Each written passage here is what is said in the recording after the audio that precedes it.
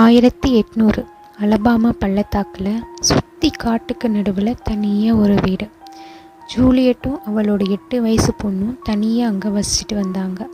2 பேரோட வாழ்க்கையும் ரொம்பவே நல்லா போயிட்டு இருந்துச்சு. ஒரு நாள் நைட்டு 5 மணி போல் ஜூலியட்டோட பொண்ணு திடீர்னு ஒரு சத்தம் போடுறா. என்னன்னு தெரியாமல் பதறி அடிச்சிட்டு போன ஜூலியட்டுக்கு அவள் பார்த்த விஷயம், ஜன்னல்லேருந்து ஒரு பெரிய சிலந்தி சிவப்பு கலரில் பார்க்கவே கொடூரமாக இருக்குது, வெளியே குதிச்சு போகிறத பார்க்குறா.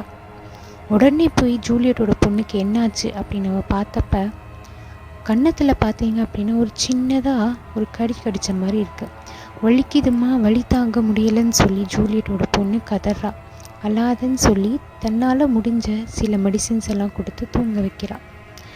வலி குறையலை. நாளுக்கு நாள் அவளோட வலி அதிகமாகுது. அந்த இடத்துல ஒரு சின்ன கொப்பளம் மாதிரி இருக்குது. சரி, சின்ன கொப்பளம் தானேன்னு சொல்லி பக்கத்தில் இருந்த மருத்துவரை கூப்பிட்டு காட்டுறா. அவரும் ஆன்டிசெப்டிக் டோஸ் எல்லாம் கொடுத்து வலி சரியாயிரும் ஒரு 2 நாள்லன்னு சொல்கிறாரு. ஆனால் சரியாகலை. வலி அதிகமாகிக்கிட்டே போகுது, கொப்பளம் வளர்ந்துக்கிட்டே போகுது. ஒரு கட்டத்துக்கு அப்புறம் அவளால் முகத்தை நிமித்தக்கூட முடியலை, சாட்சியே தான் வச்சுருக்கா. ஏன்னா கொப்பளம் அந்த அளவுக்கு வளர்ந்துருச்சு. நைட்டு 12 மணி போல் ஒரு சத்தம், வீச்சுன்னு ஒரு சத்தம்.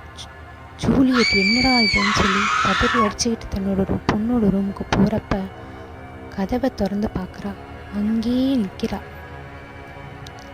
ஜூலியட்டோட பொண்ணோட பெட்டு முழுக்க ரத்தம். அம்மா அம்மான்னு சொல்லி அவள் கத்துறப்போ ஜூலியட் உறைஞ்சி நிற்கிறான்.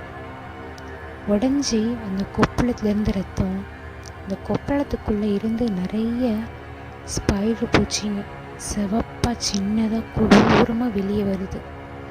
அவள் பெட்டு முழுக்க ஸ்பைடராக தான் இருந்தது. ஜூலியட்டோட பொண்ணு கண்ணை மூடிக்கிட்டே அம்மா என்னை காப்பாத்துன்னு கத்த. ஜூலியட் தன்னோட பொண்ணை கட்டி பிடிச்சிட்டு என்ன பண்ணுறது, இது என்னன்னு தெரியாமல் விழிப்பிதுங்கி நின்னான்.